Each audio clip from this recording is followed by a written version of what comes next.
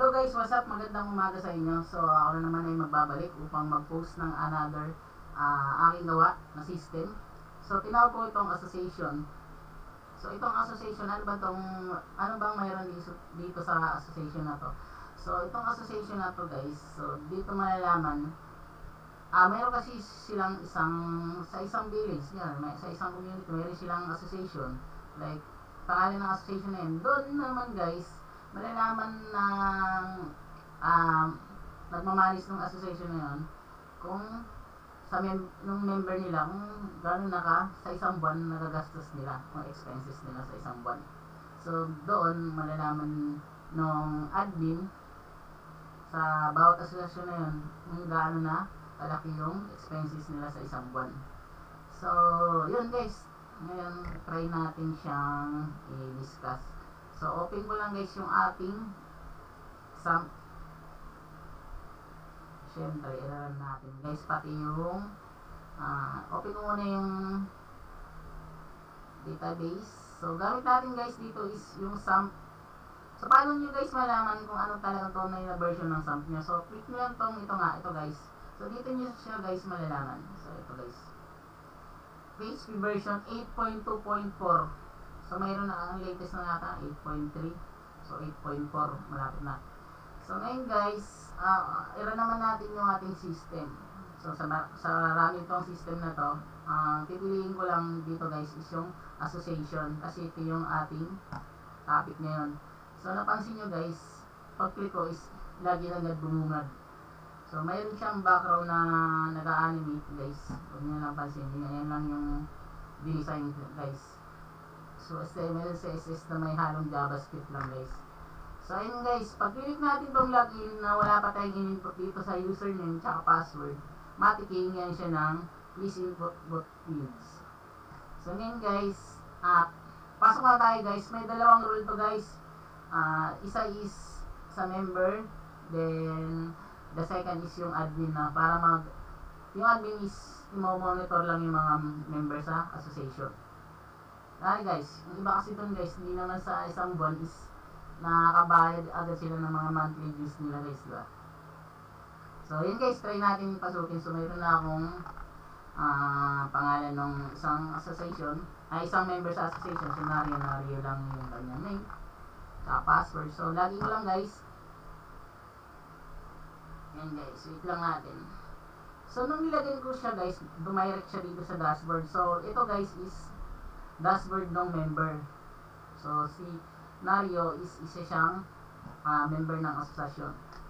So, ito guys, ito yung muna niya makikita. Monthly dues, expenses, tsaka remaining amount. So, tatlo lang guys. So, expenses guys, ito yung expenses niya guys sa loob ng isang buwan. Tapos, ito yung monthly dues niya guys, 10,750. Then remaining amount niya guys is 8,290. So, isa-isay natin guys. So, ito yung pinaka-dashboard niya guys. Dako tayo dito sa monthly dues guys. So, may dalawa siyang, pag nung sinili ko yung monthly dues, may dalawa siyang option. So, monthly dues, tsaka may monthly dues. So, dito guys, sa monthly dues, so, overall na to guys ng member ng association. Nakikita. Pero, hindi ninari dyan. Ang iba dyan is, napansin nyo sa kanya lang yung naka-highlights na blue. So, it means din niya pwedeng magalaw yung naka-red dito. So, kanya na totally, kanya lang. So, pag clinic nyo to guys, meron siyang modal. So, laman niya guys is photos, full name, status, association, category, batch, gender, contact, location, year. So, pag clinic nyo yung ito guys, yung pangalan nila guys, malalabas yung pinaka-modal niya guys. So, ito guys. View lang ang pwedeng gawin ni Nario dito. So, wala siyang allow na para i-edit yung monthly records ng ibang member guys ng association. So, ayan, may kita niya. Dito guys, marireview lang ni Nario. Ito, si Anis, di bayad ng January, February, March. So, bayad siya ng May. So, ito guys, yung overall total nila na every month guys, binabayaran nila. So, sa June, bayad siya ng 100. Tapos in July, 150 lang ang bayaran niya. Sa September, 00. So, ito guys. Parang yearly na to guys. Ito lang guys. So, ito guys, yung 550 total na to guys ng kanya guys, dito guys, dito sa tatlo guys, pinag-sum lang guys, yung 300, 100 plus 150 guys, yan, 550 yung kanyang monthly dues. So cancel natin guys. So yung iba guys, ganun lang din, mag-review niya, hindi niya pwedeng edit, wala siyang allow i-edit yung ibang members dito guys. So ang tangi lang niyang ma-edit dito guys is yung kanyang account. Ito guys, so pwede niyang i-edit yung kanyang, kasi siya, sa kanya tong dashboard na guys, na kay Nario. So ito guys, dito guys, napansin nyo guys, bawal na rin siya mag-edit. Ang tangi lang makapag-ano nito guys is yung admin, yung may hawak ng asosasyon. So si admin lang yung allow. Kunwari ako, member ako guys, gusto ko magbayad ng monthly dues. So ngayon pupuntahan yung admin na yun, or magano siya is magbayad. Saka i-update ni admin yung monthly dues niya guys, kung magkano yung ibabayad nyo dun sa monthly dues niya. Yun guys, so cancel lang natin. So guys, next naman natin dito guys sa may monthly dues. So dito guys, hindi niya na katulad ditong monthly dues guys, nakikita niya lahat. Pero dito guys, isa na lang, so tanging kanya na lang yung makikita niya. Same pa rin naman yung nung nakalagay sa top, pero dito sa kanyang record lang yung makikita niya, only one, sino yung nakalagay. Yun lang guys, yung ang total niya is 3,980 monthly dues niya. So dito guys, mayroong expenses. Dito guys, malalaman kung yung mga expenses na guys. So description UTY, so dito nare-record guys yung expenses niya. Ayan guys, so total expenses niya. So nare-record din guys kung ano yung in-expense ng isang member sa. Tapos dito guys, sa print, so napansin nyo guys dito guys is hindi allow scenario na i-print yung ibang member. So naka-disable yung button ng ibang member sa print. So tanging mag-print lang niya is yung kanyang record lang, so is sa kanya lang, ito kay Nario. So wala siyang, hindi niya pwedeng i-print yung ibang. Ang tangi lang makapag-print nito guys is yung admin. So sa admin guys, naka-enable lahat yan. Pero dito sa member ng association, kung sino yung nakalagin, yun lang yung mag-print lang yung kanyang yung account niya. So check natin guys, i-click natin tong print. Okay, so ito guys, so dito guys may kita yung monthly dues niya, yung expenses niya. Ayan guys, so January, February, so ayan guys, nakikita yung pinaka-total hanggang December yun guys. So yan yung ano niya, total. So meron na siyang print, so PDF siya guys, naka-PDF. So yun guys, tapos dito sa account guys, pwede niyang makita ni sino naka-login yung kanyang kanyang info. So dito guys, makita natin is unpaid scenario. So ang pangalan kanyang sinaliang association is Action Institute. So ito guys, may pwede kasi si admin mag-add ng multiple association. So madedetect niya rin kung sino-sino yung member ng association na yun. Dito guys, mayroon siyang edit sa picture niya. So ayan guys, so pwede palitan ni Nario yung kanyang picture. So sa ngayon, huwag na guys, hindi ko siya papalitan. So yun lang guys yung laman ng ating member ng association. Ito yung dashboard niya. So down naman tayo guys sa mismong admin. So log out lang natin to guys. Log out. So ngayon guys, isa lang din naman yung login ni admin tsaka ni member ng association. So ngayon guys, i-login ko naman yung admin account. So gamit pala natin dito guys is OOP PDO pa rin guys. So safe naman siya, OOP. So kinaganda kasi ng PDO guys, kahit mag-update ng version si PHP guys, so hindi siya na-affected. Hindi siya affected guys, kahit pabago-bago pa ng version guys. Yung kinaganda ni PDO guys. So yun guys, punta ulit tayo dito.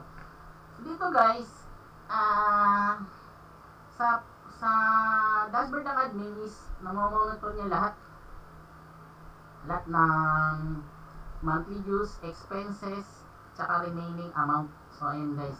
So, ayun yung laman ng kanyang dashboard. So, dito guys, si admin is allow siyang mag-add ng status, panibagong status.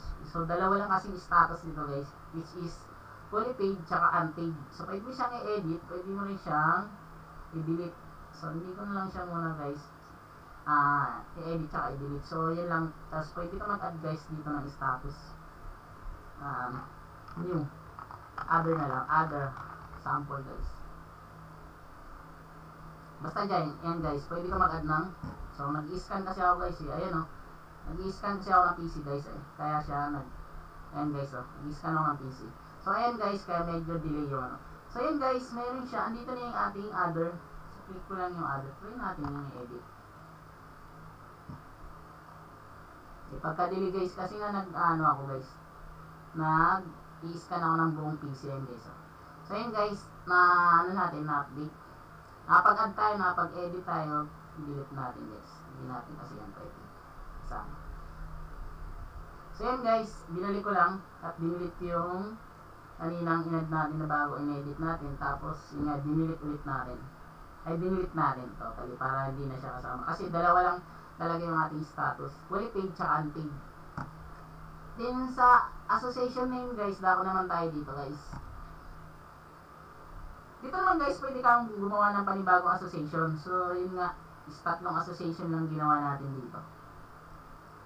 So ito guys, pwede kang gumawa ng association. Si admin is pwede gumawa ng panibagong association.